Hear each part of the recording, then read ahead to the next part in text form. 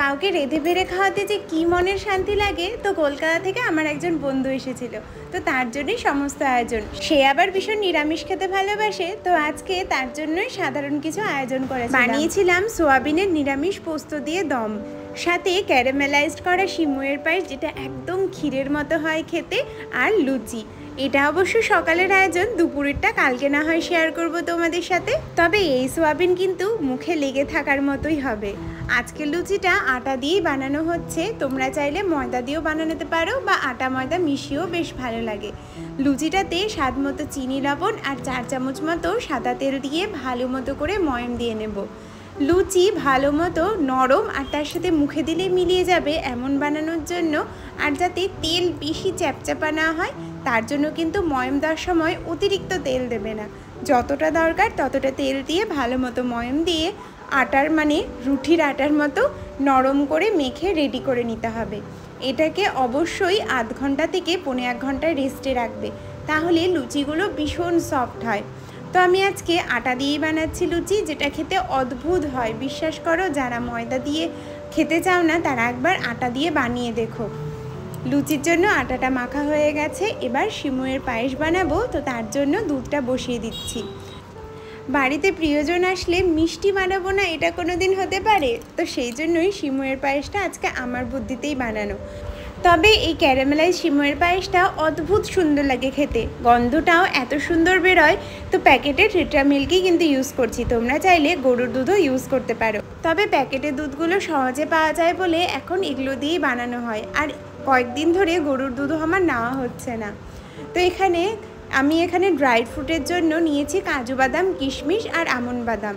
সিমুইগুলো দিয়ে দেখে বুঝতে পারছো, সেই পাতলা পাতলা যে সিমুইটা হয় সেটাই ইউজ করছি। এটা সাধারণত শিরখুরমা বানানোর জন্য ইউজ করা হয়। প্রথমে গাওয়া ঘিতে আমরা কাঠবাদাম, কাজু বাদাম আর তার সাথে কিশমিশটাকে বেশ লাল লাল করে ভেজে নিব। এই সমস্ত কিছু তোমরা চাইলে ভিজিয়ে রেখে খোসা ছাড়িয়ে তারপর কেটে নিয়েও ভাজতে পারো। এর মধ্যে চাইলে একটু ড্রাই খেজুর, তারপর পেস্তা এইসবও দিলে কিন্তু ভালো লাগে। তারপর সেই ঘিতেই আমরা সিমুইটাকেও প্রায় লো আঁচে 10 থেকে 12 মিনিট হালকা ব্রাউন না হওয়া অবধি ভালো করে ভেজে নিতে হবে। সিমুই ভাজলে খুব তাড়াতাড়ি সিমুইটা গলে যাবে না, আর অদ্ভুত সুন্দর খেতেও লাগে। তাই সিমুইটাকে অবশ্যই ঘিতে ভালো মতো করে ভেজে তারপর তুলে রাখবে আলাদা পাত্রে। এখানে একটু অন্যরকম করে আজকে সিমুয়ের পায়েসটা বানাচ্ছি, যেটা খেয়ে বুঝবে না সিমুয়ের পায়েস খাচ্ছ না ক্ষীর, এতটাই সুন্দর হয়। দেখো, এখানে আমি একটু একদম চটজলদি একটা ক্ষীরের মিশ্রণ বানিয়ে নিচ্ছি। তার জন্য হাফ কাপ দুধ নিয়েছি আর 4 চামচ মতো দুধের গুঁড়ো। সব কিছু ভালো মতো করে ফুটিয়ে একদম ঘন করে ক্ষীরটা আমরা রেডি করে নেব। এই ক্ষীরটা আমরা সিমুয়ের পায়েসের জন্য যে দুধটা জাল বসিয়েছি সেই দুধের মধ্যে মিশালে অদ্ভুত সুন্দর খেতে হয়। তো তোমরা যারা এমনি বাড়িতে সিমুয়ের পায়েস না, এমনি পায়েস বা দুধের যে কোনো মিষ্টি করবে, তারা এইভাবে ক্ষীর ইউজ করতে পারো। এর মধ্যে গন্ধের জন্য 4 টুকরো এলাচ দানা দিয়েছি, আর তারপর দুধটা ভালো মতো ফুটে উঠলে সেই বানিয়ে রাখা ক্ষীর দিয়ে আবারও ভালো মতো মিশিয়ে নেব। ক্ষীরটা দেখো, দুধটা দেখো অনেকটাই ঘন হয়ে এসেছে। এবার সিমুইটা দিয়ে গ্যাস বন্ধ করে দেব, কারণ সিমুই দেওয়ার পর খুব বেশি ফোটালে কিন্তু ভালো ঘন হয়ে যায়, সেটা কিন্তু খেতে খুব একটা ভালো লাগে না। ক্যারামেলাইজ সিমুইয়ের পায়েস বানাচ্ছি যেহেতু, সেই জন্য ক্যারামেল তো আমাদের বানাতেই হবে। তো এখানে হাফ কাপ চিনি নিয়েছি, তার মধ্যে 2 চামচ জল দিয়ে চিনিটাকে যতক্ষণ না লাল কালার হচ্ছে ততক্ষণ জাল দিয়ে নেব। চিনিটা তখন রং ধরতে শুরু করবে, তখন গ্যাস বন্ধ করে সেই ক্যারামেলটা আমরা সিমুইয়ের পায়েসের সাথে মিশিয়ে দেব। এটার ক্ষেত্রে কিন্তু আমি দেখো গ্যাস কিন্তু অন করিনি, গ্যাস কিন্তু অফই আছে। আর এই ঘনত্বটাই রাখার চেষ্টা করবে, এর থেকে বেশি ঘন করলে কিন্তু পায়েসটা একদম জমে যাবে, যেটা খেতে খুব একটা ভালো লাগে না। আজকে সোয়াবিনের একটা দারুণ রেসিপি তোমাদের সাথে শেয়ার করছি, যারা নিরামিষ খেতে চাও তাদের জন্য খুবই উপকারী হবে, আর এটা খেতে অদ্ভুত সুন্দর লাগে। আমি এখানে বড় দানা সোয়াবিন দিয়ে বানাচ্ছি, তোমরা চাইলে ছোটো দানা সোয়াবিন ইউজ করতে পারো। বিশ্বাস করো, একবার আমার কথা শুনে এটা বানিয়ে দেখো, দারুণ লাগবে খেতে। আদা, কাঁচা লঙ্কা তার সাথে জিরে গুঁড়ো দিয়ে ভালো মতো একটা পেস্ট বানিয়ে নেব।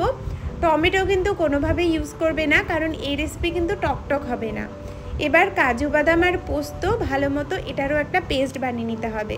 তোমরা চাইলে কাজু বাদাম বা পোস্তর বদলে চিনে বাদাম আর তার সাথে চালমগজ বাটা ইউজ করতে পারো, যেটা খুব সহজলভ্য, সবারই বাড়িতে সব সময় থাকে। তো দুটোর মধ্যে যে কোনো একটা অপশন তোমরা ইউজ করতে পারো। প্রথমেই আমরা লবণ দিয়ে এই সোয়াবিনের দানাটাকে ভালো মতো করে ভেজে নেব। ভাজাটার উপরই কিন্তু সোয়াবিনের দানাটার স্বাদ ডিপেন্ড করবে, সেই জন্য অল্প করে তেল দিয়ে ভালো মতো করে সোয়াবিনের দানাটা লাল লাল করে ভেজে নিতে হবে। এই ভাজা সোয়াবিনে আমি কত তুলে খেয়ে নিই। যাই হোক, তারপর তেলের মধ্যে গোটা গরম মশলা আর শুকনো লঙ্কা ফোড়ন দেওয়ার পর যে গুলে রাখা মশলাটা রেডি করে রেখেছিলাম সেটা দিয়ে ভালো মতো করে কষিয়ে নিতে হবে, যতক্ষণ না মশলাটা পুরো তেল ছাড়ছে আর কষানো গন্ধটাও চলে যায়। তারপর পোস্ত আর কাজু বাদাম বাটা অথবা চীনা বাদাম, তিল আর তার সাথে আর চালমগজ বাটা দিয়ে ভালো মতো করে কষিয়ে নিতে হবে, যতক্ষণ না এটা থেকেও বাদাম গন্ধটা একদম চলে যায় আর একদম পোস্তর গন্ধটা ভালো মতো করে বেরোয় আর কি। আমাদেরকে মধ্যা কথা খুব ভালো মতো করে কষিয়ে নিতে হবে। তারপর সোয়াবিন দিয়ে 10 মিনিট একদম লো আঁচে ঢাকা দিয়ে রেখে দেবে। যেমনটা বলছি ওই রকম করে করবে, বিশ্বাস করবে এর সাথে কিচ্ছু লাগবে না, ভাত, রুটি, লুচি, পুরি যা খুশি খাও, এর সাথে অদ্ভুত সুন্দর লাগে। সোয়াবিনের দানার মধ্যে সবসময় চেষ্টা করবে গরম জল ইউজ করার। আমি এখানে প্রায় 2 কাপ মতো গরম জল দিয়ে প্রায় 15 মিনিট ঢেকে রেখেছিলাম, যতক্ষণ না গ্রেভিটা একটু ঘন হয়ে আসছে।